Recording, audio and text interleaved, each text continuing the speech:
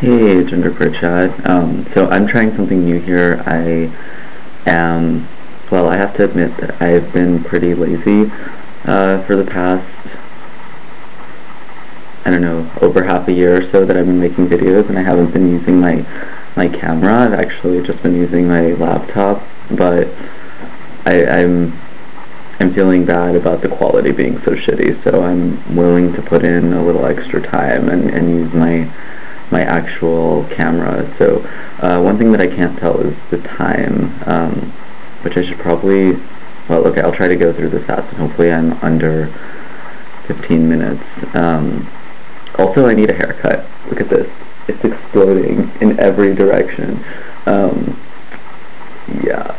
So this week's topic is sex in Western society, and that's a really it's a really big, broad topic, and I could spend hours just talking about sex in media, but I'm sure that I won't say anything that people on this channel don't already know. So I'll just talk about how I came to it. And so during my teenage years, I was really uncomfortable with the idea of sex and just media's portrayal of how I should act during sex, like what was expected of me. I never felt comfortable with those things, and it took a really long time to get over that. Like, I remember even with my first and only cisgendered boyfriend, like recognizing that a lot of those things were, those expectations were ingrained into his head, and like I could tell that he was trying to fight it too in his own way, but that really, the fact that I could recognize those things really bothered me, so it's always really uncomfortable. And the way I got over that was by experimentation within safe spaces. And so this is kind of funny, and I'll tell a little story of how I came to my first play party not knowing what the hell they were. I was actually at Burning Man in 2000, this was 2007, and for those people who don't know, it's a big festival in the desert, and there's a camp there called Freedom Community, and it's like a queer camp, and they had this little social mixer, and it was really fun. And at night they were going to have this something called a strap-on-a-thon, and I had no idea what the hell this strap-on-a-thon would be. I thought that there would just be like some strap-on flying around. I was very, very naive in my thinking, and so at this festival people tend to dress up and like in ridiculous outfits. You can't get too ridiculous, and so I came into this dome at night for the strap-on-a-thon that I had no like preconceived notions of what it would be exactly, and I came in wearing like a giant blonde afro wig and a sequin skull jacket with shoulder pads and like some ripped jeans, and I had a tambourine on my belt and like a tin cup and a water bottle. Like, it pretty much looked ridiculous. And so I came in and to this dome of like, and I was very much at this time, like, I identified as female, lesbian, and came into this dome like 50 half-naked women sitting around in a circle in silence, in dim lighting, and I was just like, what the fuck? What is this? And so there was someone leading the workshop, and they were just talking about communication, and everybody went around the circle, introduced themselves, and I kind of started noticing that people were like checking each other out, and I started to get really insecure about the idea that no one was looking at me and like nobody would be interested and I would be the person sitting in the corner, and even though in these cases voyeurism is totally participation, yeah, I just became really insecure. And so the woman leading the workshop,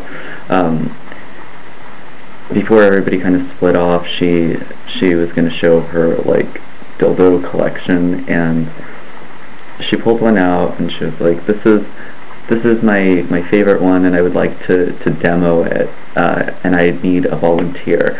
And before I even had time to like think about this, my hand like flew up, and this happened totally subconsciously. And I remember I turned around and like looked at my hand, and it was like, what the fuck are you doing up, hand? Like, get down. But it was too late because she already noticed that my hand was up, and she was like, oh, you, thanks, like, awesome. And it was like, fuck, like, what did I get myself into? And so she was like, I'm gonna need 4 more volunteers to help me out. And for me, this was like face palm situation. I was like, oh man. But it actually ended up being really fun, and because there was a lot of communication, we kind of went over like what people were into. It was a really almost like mind-opening experience, because it was like pretty much a big orgy, and I had so many visuals that had been ingrained by the media of what something like that was, and this was completely different, and I felt so comfortable. And I actually, at that point, I think like one of the women was a trans woman, and I thought that was really cool. And so I got to experiment with like a variety of people, doing a variety of things, and that was really fun, and it really helped me break out of my shell a bit, and think of sex differently than everything I had been taught.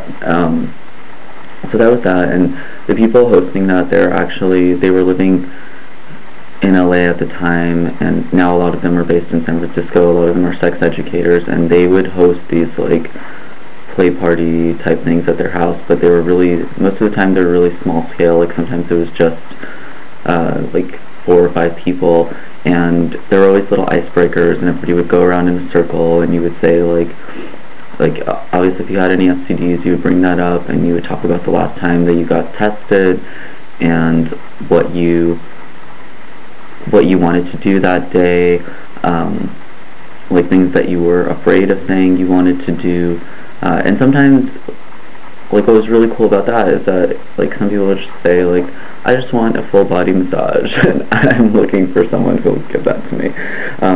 So it was really cool, and I became really comfortable with the people. But in time, I realized that a majority of my sexual experiences were coming from these like explorative play parties, or just like random one-night hookups, and I realized that that's not what I wanted. Like, I was looking for something that was a little more intimate. Not that play parties can't be, but I was looking for something that was a little more intimate and consistent, and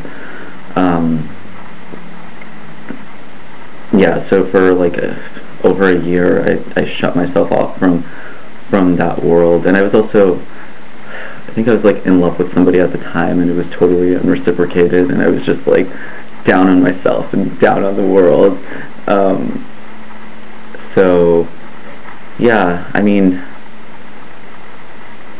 now I'm still generally pretty open to different types of sexual experiences, but I am looking more for profound connections with people. But what I gained from like that whole time period where I was really experimental, was communication, and that's something that we're not taught how to do. And I generally like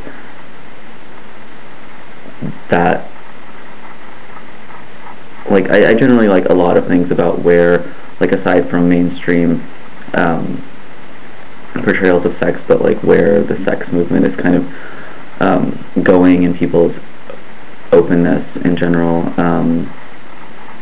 So, and an aspect of that I really like is communication. And I'm still like, I still have a really, like, I'm better at telling people what I don't want or what I'm not okay with, and I think that sleeping with people who are transitioning or transgender or whatever, like, communication is really important because you don't want to make assumptions about what people are okay with. But yeah, so I'm better at saying like what I'm not okay with, but I still have a hard time asking people for what I want specifically, and that's something that I'm still working on. I think that's all I have to say on this topic for now. So yeah, profound connections. Okay, I hope everybody is well, and I hope that I'm on screen for most of this. And I will see everyone next week. Hope everyone is doing well. Bye.